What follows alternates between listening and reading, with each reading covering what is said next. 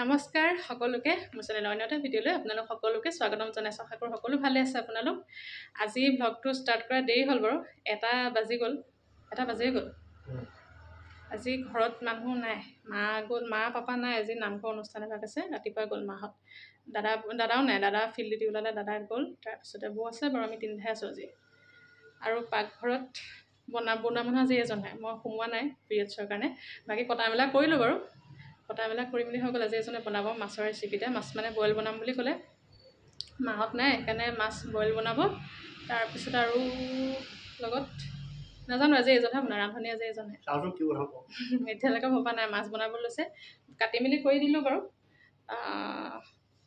কি মাছ নাম নাজানো, মাছৰ নাম নাজানো, বাদ দিয়ক। মুঠতে কচ মাছৰ বইল, নামটো পাহৰি থাকিছিলোঁ।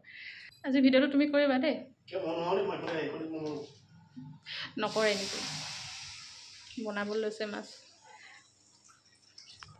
তুমি নকৰিলে ভিডিঅ' কোনে কৰিব? মাছৰ ৰেচিপিটোত দিবলৈ জলকীয়া, নহৰু, বিলাহী, পিঁয়াজ সকলোখিনি তেওঁ পুৰি লৈছোঁ অকণমানকৈ। তাৰপিছতে পিঁয়াজ দুটা কাটি দিলোঁ মই, মান ধনিয়া পাত 2 কিলামান, আদা নহৰু জলকীয়া খুন্দি দিলোঁ। তাৰপিছতে বিলাহী দুটা মই খুন্দনাত মানে অকণমান পিচি দিলোঁ। কেঁচা আলু দুটা দিছিলে, অকণমান দীঘলকৈ কাটি লৈ পেলাই মই কাটি দিলোঁ দীঘলকৈ। আৰু বইল ৰেচিপিটোত বস্তুবোৰ অকণমান পুৰি দিলে তাৰ স্মেলটো বেছি ভাল লাগে চাবচোন। আৰু লগত দিব তেওঁ খৰিচা সেইটো বটল বজাৰৰ পৰা কিনি থোৱা আছিলে, গম পায়নে, দেওবাৰে বজাৰৰ পৰা।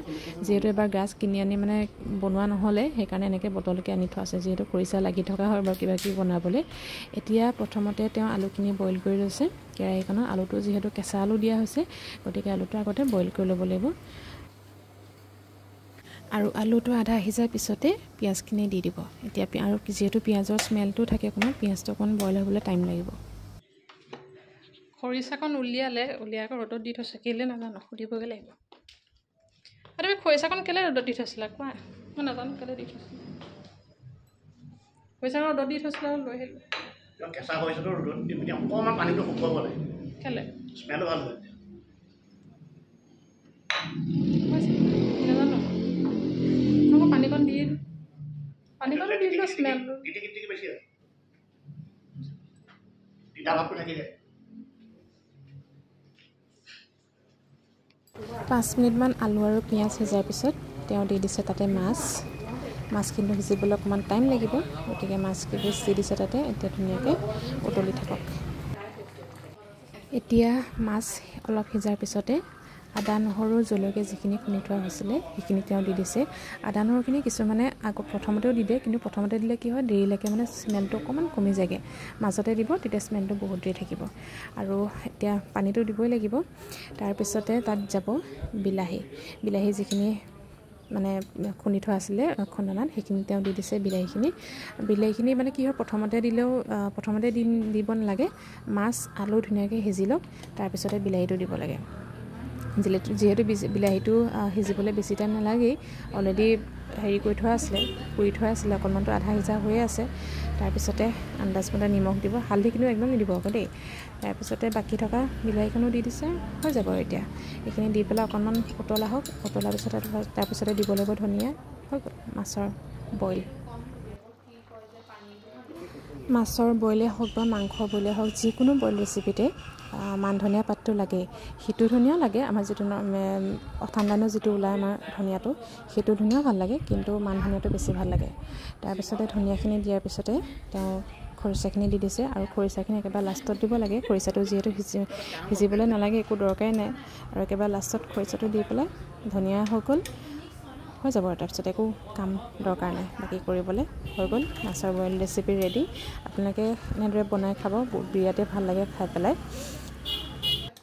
আৰু এইটো ৰেচিপি আপোনালোকে বেলেগ মাছৰ লগতো বনাই খাই চাব পাৰে। ভাঙোন মাছ সেইদিনা যে মই দেখাইছিলোঁ, ভাঙোন মাছ বনাব পাৰে, বেলেগ মাছৰ লগত বনাব পাৰে। কিন্তু মানে কি হয়, ডাঙৰ মাছ এনেকুৱা মাছৰ লগত মানে বেছি ভাল লাগে, যিহেতু আৰু কচ মাছৰ লগত বেছি ভাল লাগে খাই পেলাই, যিহেতু মাছটো তেলি। এইফালে ভাইটিও আহিলে, তাক ভাত খাবলৈ মাতিছিলে হাজবেণ্ডে, আগদিনা কৈ দিছিলে ভাত খোৱাকৈ আহিবি বুলি। আৰু বৌ আছে, এইফালে কথা চথা পাতি মেলি টাইমটো তেনেকৈ গ'ল তাৰপিছতে হাজবেণ্ডৰ এফালে মাছৰ বইল ৰেচিপিও বনাই হৈ গ'ল ইমানেই আছিলে আমাৰ ভাত আজি বৌয়ে কৈছিলে ভাজি এখন বনাই দিম নি বুলি মই নালাগে বাদ দিয়ে কিমানো ভাজিব আৰু ভাজি খাই খাই একদম আমনি লাগি গৈছে এইফালে মাহঁতো নাই মাহঁত থাকিলে বাৰু ভাজি চাজি কিবা বনোৱা হয় আমালৈ বোলো নালাগে আৰু বাদ দিয়ে বনাব তাৰপিছত পাপৰ ভাজি দিম বুলি ক'লে পাপৰ বনালে সিমানে আৰু যে আমাৰ ভাত মাছৰ ৰেচিপি আৰু পাপৰ পানী খাই মেলি হৈ গ'ল মা নাই যে বাৰীত পানী দিব লাগে মই নিদিওঁ বাৰু এজনে দিব আহিছে দিবলৈ এই চা ৰ'দ মাৰিছে গছবোৰ নহ'লে ৰ'দ হেৰি যিহে মাৰিছে পানী শুকাই যায় তই কেলৈ আহিছ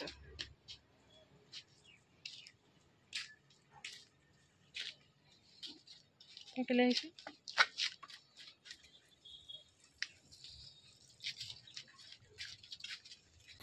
জাতিলাওটোত তহঁতি বিকিলে কিন্তু পাবি দেই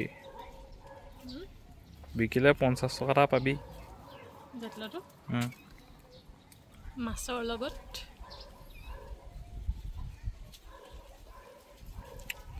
ৰাইজ ভাল চাই কেপশ্যন এটা দিয়কচোন জাতিলাওটোৰ কাৰণে আৰু ৰ'দ যিহে মাৰিছে মানে গছবোৰত দিনটোত 2-3বাৰ ওপৰত পানী নিদিলে মানে গছবোৰ একদম মানে দেখিলে বেয়া লাগি যাব আপোনাৰ একদম মৰহি থাকে সেইকাৰণে আগত দুবাৰ দিলে বাৰু এতিয়া আকৌ এবাৰ দি দিছে তেওঁ পানী ওপৰৰ চাটখনত পানী দি হৈ গ'ল তৰখনটো আছিলে যিহেতু বেঙেনা পুলি অলপমানো আছিলে সেইখিনিতো দি দিবলগীয়া হৈছে আৰু মা থাকিলেতো দিনটোত 3-4বাৰ দিয়া হয় সেয়াই ওপৰত পানী দিয়া তাৰপিছত চৰাইখিনিকো ভাত দিলে মিলিলে সিমানে কাম আৰু অথনি হাজবেণ্ডে ওপৰত পানী চানী দি মেলি আহি পেলাই আৰু ভিডিঅ' কৰা নহ'লে বিশেষ একো কৰিবলৈও নাছিলে তাৰপৰা ভাইটিও আছিলে 3টা চিনেমা চালোঁ চাই পেলাই তেনেকৈ পাছ হ'ল টাইমটো মাহঁত আহি পাওঁতেও 4:30মান বাজিলে সেই তেনেকৈ থাকিলে আৰু গধূলি সাজৰ কাৰণে এতিয়া হাজবেণ্ড আৰু বৌ দুইটাই লাগি আছে ভাতটো বনাবলৈ মইতো বনোৱা নাই বাৰু গতিকে আজিলৈ ভিডিঅ'টো ইমানেই আছিলে মাছৰ ৰেচিপিটো দেখুৱাবলৈ আপোনালোকক দেখালোঁ যদি চাই ভাল পালে তেন্তে লাইক কমেণ্ট কৰিব আৰু ছাবস্ক্ৰাইব কৰিব চেনেলটো আজিলৈ আহিছোঁ আকৌ লগ পাম নতুন এটা ভিডিঅ'লৈ ৰেচিপি ভিডিঅ' বা কি জানো গতিকে চাই থাকিব আজিলৈ আহিছোঁ টাটা বাই বাই সকলো ভালকৈ থাকিব